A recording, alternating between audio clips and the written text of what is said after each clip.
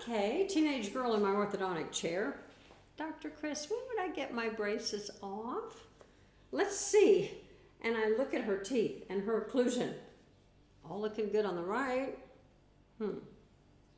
Uh-oh. On the left, edge to edge crossbite on the 6s. My mind races. Where did that come from? How did I get into this pickle? But more importantly, what am I going to do? I look at her chart. I look at where we started. I look at her. I'm Dr. Chris Baker, been teaching and practicing orthodontics for over 25 years. Our July Elements Weekend kicks off with over 3 days of how to get out of and avoid the pickle of orthodontic finishing. These are the things that can drive you absolutely crazy, and yet there are solutions. That's the good news. And the solutions are actually easy and can be fun once you know what to do. Okay, back to my patient. She's about done. She and her mom want her braces off. You want her braces off. And we have a crossbite. I'm thinking, is the lower molar kicked out? Is that why we have a crossbite? Or did we do class 2 correction and distalize the upper molars in reference to the wider lower arch? Well, no matter. Guess what? It's still a crossbite. How are we going to approach it? That's the whole question. So at this point, you actually have options. I'm going to give you 3 that might work for you that are actually pretty good. These are things that work, and with just a little bit of patience, you'll find that your crossbite can be corrected fairly easily.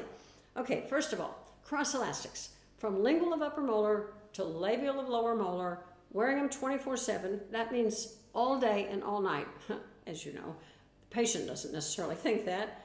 You know, that can work though with a compliant patient, and at this point, she wants her braces off. She might just be compliant, and her mom might just help her be a little more compliant since we're at the end now and we're getting there.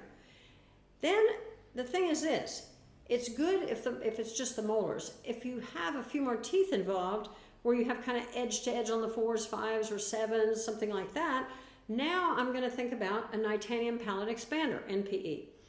This is going to give you a little bit more chance to change the crossbite in more teeth. You want a little bit of rotation on the upper 6-year molar as well? You can even adjust the NPE for that. You can do the crossbite tendency, then you can do the rotation. Finally, number 3 option is a rectangular Nito wire turned inside out. Now that is really phenomenal. It takes a month or 2, gotta wait a little bit, but I get that from our dear friend Dr. Larry White's great book, Orthodontic Pearls.